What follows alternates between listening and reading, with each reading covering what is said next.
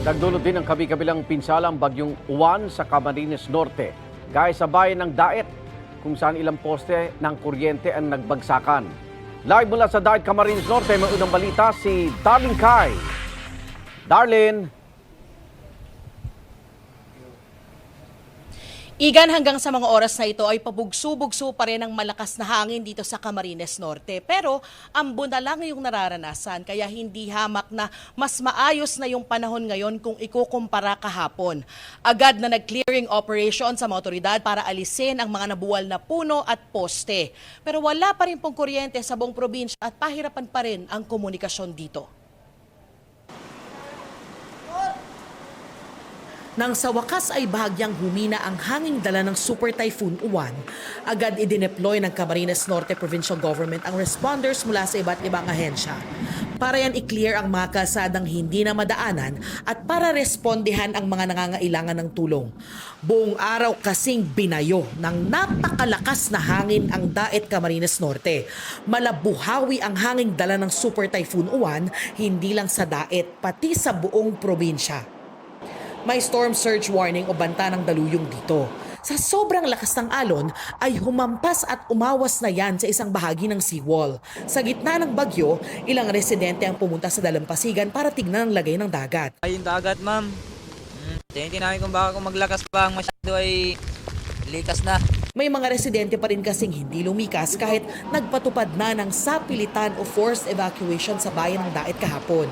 Tulad dito sa Barangay Bagasbas, kung saan umaga pa lang ay lubog na sa hanggang binting baha ang mga bahay. Bakit ayaw nyo pa pong lumikas? Yung iba naman na mga maliit na bata, nakalikas na nasa kabilang bahay. Dito lang po kami nagbabantay at yung mga gamit. Matyagang nag-ikot ang ilang kawani ng barangay para kumustahin ang lagay ng mga residenteng hindi umalis sa kani-kanilang tahanan. Ruping po, galing po akong barangay hall, pinapunta ko dito ni Kap at tingnan yung mga kasama namin dito. Yun po yung kinakabahan din namin sapagkat kahapon nag-force evacuation tayo at may ilan pa din pong pilit na hindi lumikas. Yung mga yun po pinapasundo na po natin sa mga barangay. Pero nag-advise din po kami na no movement na hanggat maaari po sapagkat hindi na po ito safe. Maaring may mga yero na po na parehas po nito na maaaring liparin.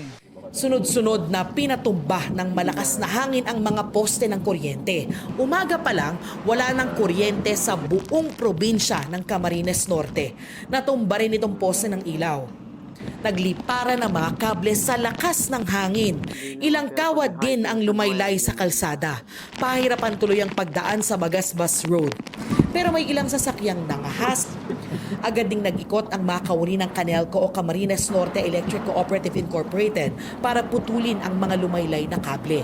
Ilang puno at halaman ang natumba. Nagliparan ang ilang yero. Pinulot ang isa ng nagmalasakit na residente. Sa gitna ng pagbayo ni Uwan, lumikas ang lalaking ito kasamang isang bata papunta rito sa evacuation center ng Barangay Kalasgasan. Isang 68 years old na si Virginia sa mga lumikas dito. Kakahagas at baka magbaha. Malakas. Labis ang kanyang pag-aalala para sa anak na naiwan sa bahay. Ayaw daw nilang umalis dahil walang magbabantay sa kanilang mga gamit. Para nga po akong napapapunta doon at para akong nakakabahan, ma'am po. Kasi aki man po baga, kawawa naman. Ay naagas din yun na parang natatakot din yun sa paghahangin. Sana naman po ay magtigil man na ito.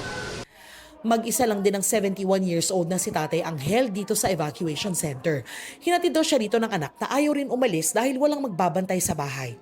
Hindi bababa sa 36,000 residente ang nasa evacuation center sa buong probinsya. Sa monitoring ng Camarines Norte PDRRMO, ilang kalsada sa ilang bayan ang hindi na madaanan dahil sa mga natumbang puno at poste, gaya sa Labo, San Vicente, San Lorenzo, Basod, Kapalonga at Paracale. Priority nating i-clearing yung Maharlika Highway or the National Road para mas mabilis yung pag-provide natin ng services doon sa mga nangangailangan ng tulong. Bagsak din ng linya ng komunikasyon sa maraming lugar kaya pahirap ang makakuha ng reports. Based doon sa aking perception sa mga nangyari ay natatagalan ako doon sa pagdaan ng bagyo. Matagal Pag matagal kasi ang bagyo, mas lalong maraming damage ang nagagawa. Pero tiyak daw na malaki ang pinsala sa mga pananim at kabuhayan ng mga residente. Maybe before lunchtime ay meron na kami mga relief operations sa aming mga kababayan. Igan, mauna ka sa mga balita, mag-subscribe na sa GMA Integrated News sa YouTube para sa iba't ibang ulat sa ating bansa.